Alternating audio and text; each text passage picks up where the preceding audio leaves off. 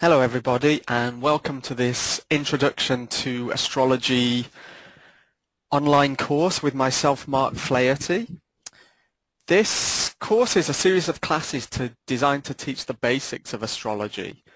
And what you're looking at on the screen right now is a astrology chart. This one's for today, the 31st of January 2013. And as you can see, it's pretty complex. Most people only know astrology as being the newspaper or magazine horoscopes, which tell you your sun sign and usually tell you that you're going to fall in love with somebody in a uniform today. Um, Now, obviously, that's all just a little bit of light entertainment, and real astrology is so much more complex than that, as you can see by all of the different symbols on the chart. And so this course is about introducing you to the basics. It's going to teach you how to identify the different features of the chart, the different planets and signs and houses and aspects. And through the course, it's going to help you to understand more about your own chart and those of your friends and family. To do astrology readings, it takes a lot of study, and you're not going to become a professional astrologer through these few classes, but actually the basics of astrology are quite simple, and so this is what we're going to be covering during this course. The challenge comes in putting all of the information together, but the actual basics of each of the different building blocks is for anybody willing to put a bit of work in and a bit of study in. It's not too complicated and truly amazing. As far as I'm concerned, astrology is one of the most amazing things that exists in life. I absolutely love it, and ever so slightly obsessed by it. But I like to think in a good way. So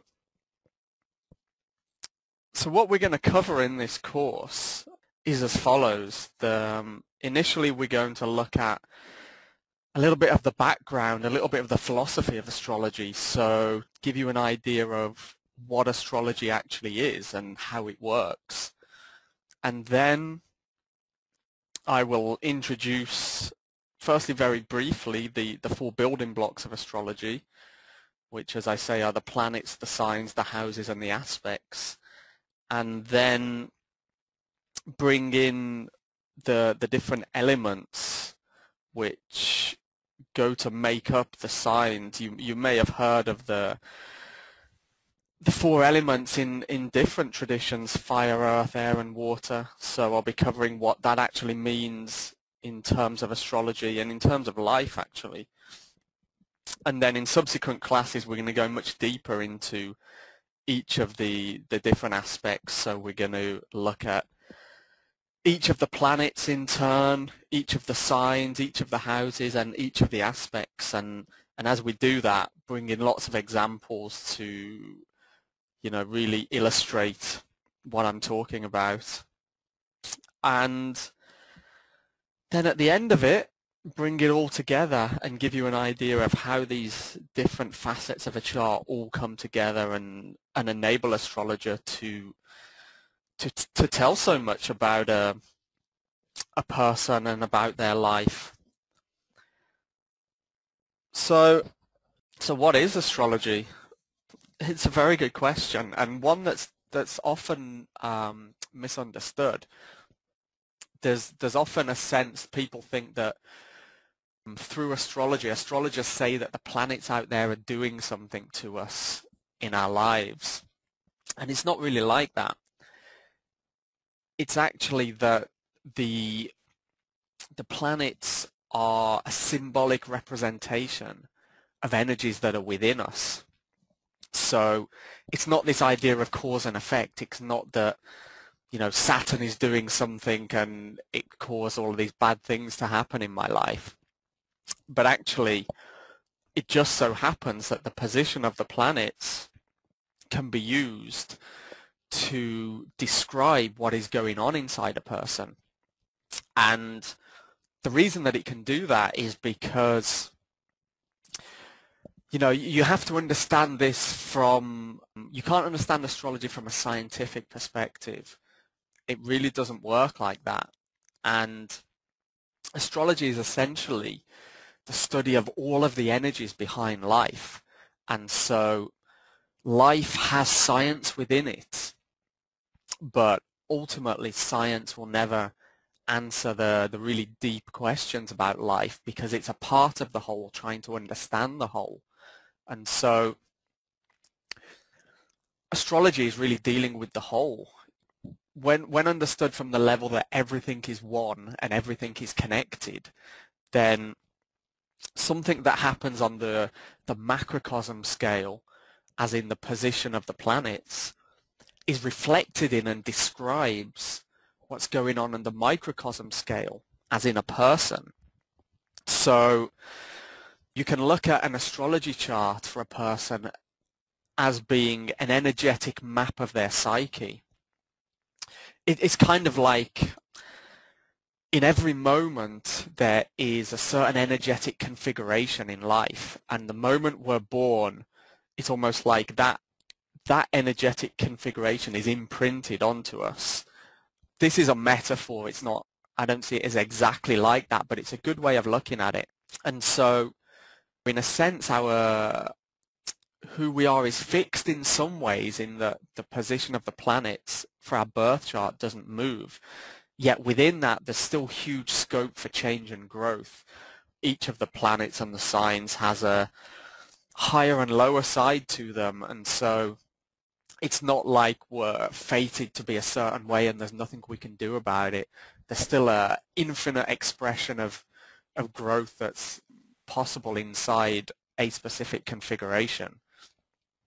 So astrology is this idea of symbolism. The psychiatrist and psychologist Carl Jung, who was himself actually an astrologer, he talked about acausal connecting principles in life, or synchronicities, and that's essentially what astrology is doing, in the position of the planets describes what's going on inside a person, because the planets that we're talking about really in astrology are not the physical bodies in space, but rather the different aspects of our personality and natures that they represent. So it's all within us. And it's the acausal connecting principle. It's kind of like, take the metaphor of a clock. The positions, the hands on a clock describe the time. They tell the time, but they don't cause the time. In the same way, the position of the planets describes what's going on within us, but they don't cause it. And you know, that's important because it gives us our power back, essentially, because we're not this passive element in life just kind of being tossed around at the whim of the planets, but rather it's all about us and what's going on within us. And as we change, actually, what happens in our life changes, because what happens externally in our life is actually a direct reflection or a mirror of our current internal state of affairs on an energetic level. So when we change internally, our lives literally change as well. It's not so much that we perceive them differently, but they are actually different. And so these are all the kinds of things that can be described by astrology. What astrology can show is many things. It can show personality traits. It can show how we react in certain situations and why. It can show what our major challenges are in life and how best to overcome them. It gives an indication of our innate talents and abilities, some of which we're quite aware of and some of which are actually hidden and take some work to uncover. It can show a general life direction. Actually, it's sort of where we're heading, the big lessons that we need to learn in our life, and ways to make our lives more fulfilling and enjoyable.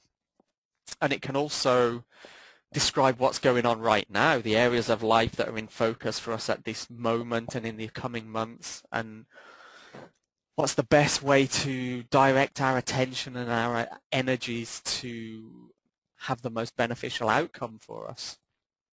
So there's a lot in astrology, actually. You know, like I say, ultimately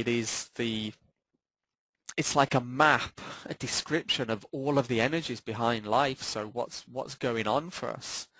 And so once you start to understand this symbolism, it can be an incredibly powerful tool for self-knowledge and self-understanding, and really helping us to improve our lives.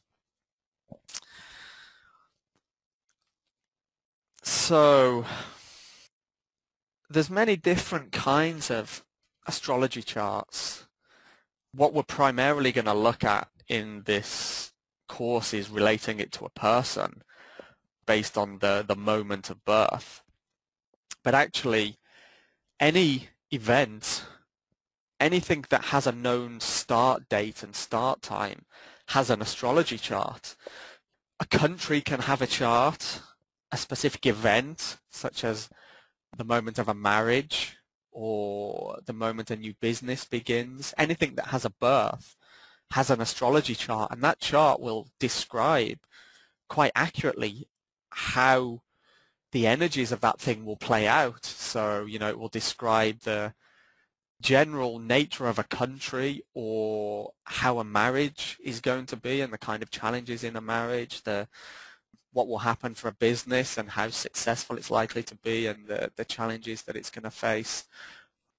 All of these things can be shown by astrology.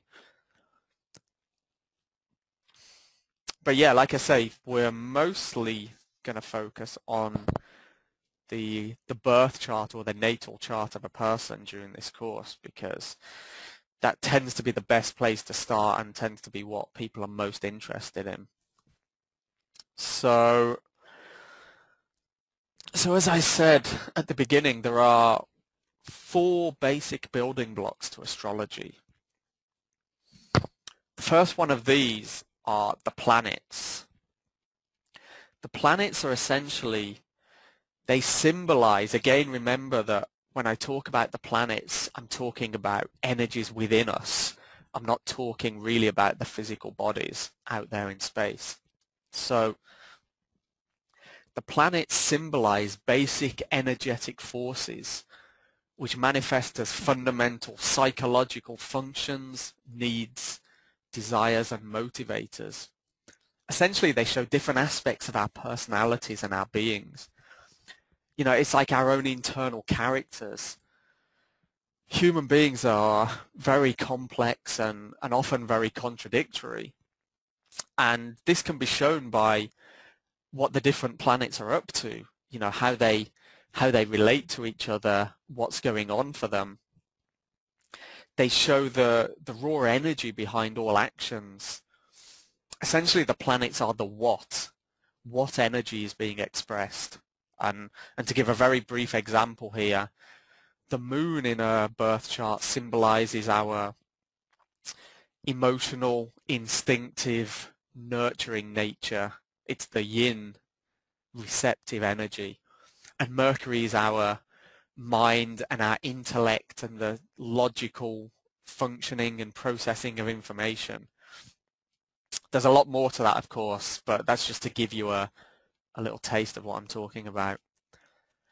And I should say here as well that for ease of communication, I include the sun and the moon when I say planets.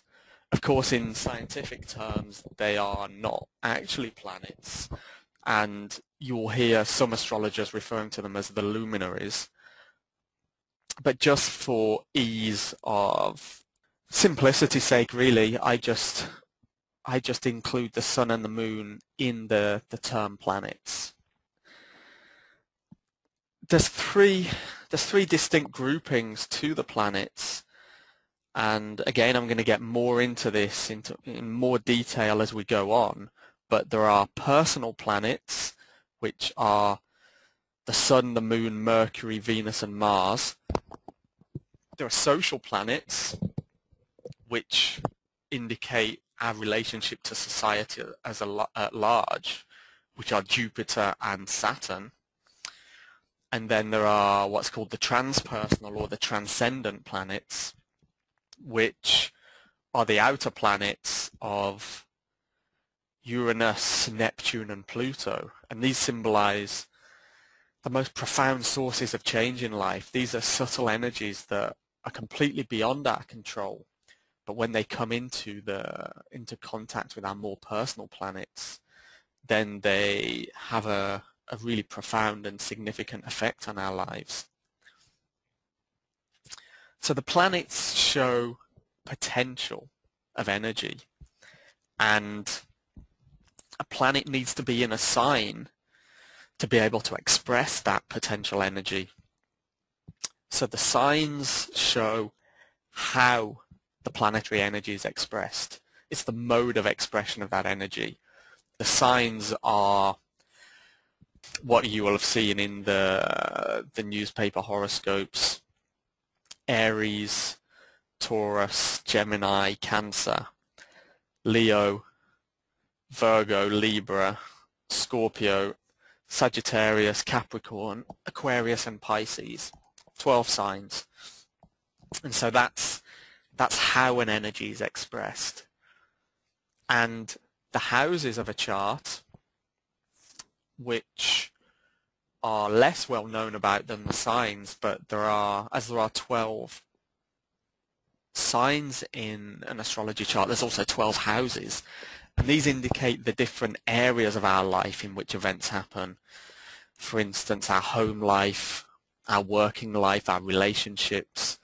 So the houses are they're where events happen. So if there were no houses, there's no events. So you have a what, a how, and a where. You have the planet, the sign, and the house. And to add to that, the fourth and final building block of astrology are the aspects. And the aspects are connections between the energies. They are how the different dimensions of experience shown by the planets and the signs get integrated within the individual. The aspects bring everything together as a whole. They're what tie things together rather than being these disparate, disconnected aspects and energies. And that's based on the angles in the chart between the planets. There's two basic kinds of aspects which are harmonious or challenging, and as the name suggests, the harmonious aspects tend to be what we find easy and what comes naturally to us, whereas the challenging aspects are more, as the name suggests, challenging. They are where we have difficulties in life, where we have to work to overcome blocks or frustrations, or where things that just don't come so naturally and easily to us. But it's important to recognize this is not good or bad, because actually it's the challenging aspects that encourage us to change and to grow and to improve ourselves. So it's actually advantageous to have challenging aspects in the chart, and any chart of somebody who's achieved a lot in their life, you're sure to see at least one, if not several, challenging aspects in there. It's not as straightforward as being this idea of good or bad, because actually if you have a purely harmonious aspects in your chart, you might feel pretty good, but there's no motivation there. There's no drive to achieve and to change your life, and you're probably quite happy sitting around on the sofa, eating ice cream in your pants, watching TV. So at the end of the day, it's always nice to see a good mix of the harmonious and the challenging aspects in a chart. generally speaking, that's it. That's what makes up an astrology chart. A planet in a sign in a house aspecting another planet in a sign in a house, and the basics are relatively simple actually to get. That's what we're going to be covering in this course. The art of astrology really is in combining that wealth of information and saying something meaningful about it. And that's what really takes a lot of time and study. But to learn about the building blocks, as we're going to be doing, it's really not too difficult at all. And actually, once you have that, it's a wonderful foundation to then start going deeper into the chart and deeper into understanding your own chart and into starting to understand a bit more about your own nature. Now, as part of this course, I will send you, or will have already sent you, a copy of your birth chart. So as we go through the course and I talk about the different features, you can relate it to your own chart and you can start to get an idea of what's going on for yourself and what this means for your own chart. So that's the basics, and that's what we're going to be covering in this course. And looking at the screen now, you can see the astrology chart, and there's a lot of different symbols on there. And what we're going to do in the beginning of the next class is to introduce all of these funny looking symbols and to explain what each of them means, to explain the general layout of the astrology chart, what all of these different sections and segments show, and give you an idea of how it works, you know, what this symbolizes. And then we're going to go on to more detail. Then we're going to start actually explaining all of the different planets and the signs and the houses and the aspects and what each of them represents. So I look forward to joining you again for the next class.